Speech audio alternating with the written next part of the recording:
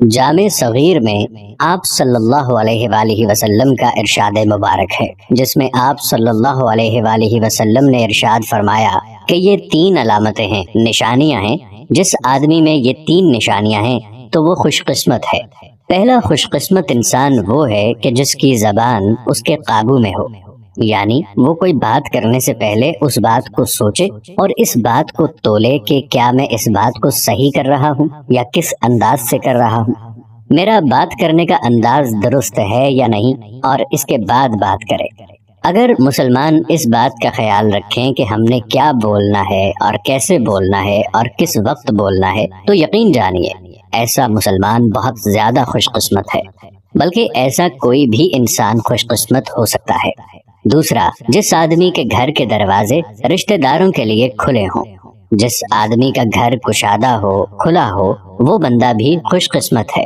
اس کا مطلب یہ ہے کہ گھر کے دروازے رشتہ داروں کے لیے کھلے ہوں، یہ نہیں کہ بندہ سب رشتہ داروں سے ناراض ہو جائے، کسی کو اپنے گھر میں نہ آنے دے، ایسا نہیں ہونا چاہیے۔ اس لیے جو بندہ صلہ رحمی کرتا ہے، اپنے رشتہ داروں کے ساتھ اچھے تعلقات رکھتا ہے، وہ بندہ خوش قسمت ہوتا ہے، اس کی ہر چیز میں اللہ تعالیٰ برکت ڈال دیتا ہے۔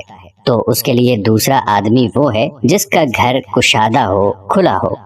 تیسرا، جو آدمی اپنے گناہوں پر روتا ہو۔ تیسرے بندے کے بارے میں ارشاد فرمایا کہ خوش قسمت ہے وہ آدمی جو اپنے گناہوں پر روتا ہو، یعنی جس بندے کا دل سخت نہ ہو۔ دل سخت کیسے ہوتا ہے؟ جب بندہ گناہ کرنے کے ساتھ ساتھ اپنے رب کو بھول جاتا ہے، گناہ کو گناہ نہیں سمجھتا، اور گناہ کر کے بھی یہ سمجھتا ہے کہ میں نے کوئی غلط کام نہیں کیا، تو ایسے بندے کا دل سخت ہو جاتا ہے اور پھر اسے اپنے گناہوں پر رونا نہیں آتا۔ تو جو بندہ اپنے گناہوں پر روتا ہے، چھوٹے گناہ ہوں یا بڑے گناہ ہوں، اللہ تعالیٰ سے معافی مانگتا ہے کہ اے اللہ، میں تیرا بندہ ہوں، بندہ ہونے کی وجہ سے مجھ سے گناہ ہو جاتے ہیں۔ کئی لوگ پوچھتے ہیں کہ ہمیں رونا نہیں آتا، ہم کیا کریں؟ اگر رونا نہیں آتا تو رونے والا منہ بنا لے۔ اللہ تعالیٰ کو تو صرف بہانہ چاہیے، وہ اپنے بندے کو بخشنے کے بہانے ڈھونڈتا ہے۔ ان 3 بندوں کے بارے میں ارشاد فرمایا کہ جس بندے میں یہ 3 نشانیاں ہیں، وہ بندہ بہت زیادہ خوش قسمت ہے۔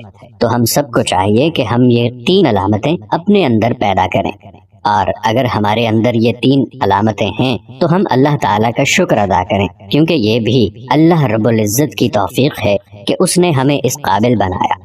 اللہ سے دعا کرتے ہیں، یا اللہ ہم میں یہ عادات پیدا فرما، اے میرے رب ہمیں قابو میں رکھ کہ ہم تیرے احسان کا شکر ادا کرتے رہیں جو تو نے ہم پر اور ہمارے والدین پر کیا ہے، اور ایسا عمل کریں کہ جو تجھ کو پسند آئے، اور اپنی رحمت سے ہم کو اپنے صالح بندوں میں داخل فرما، آمین یا رب العالمین۔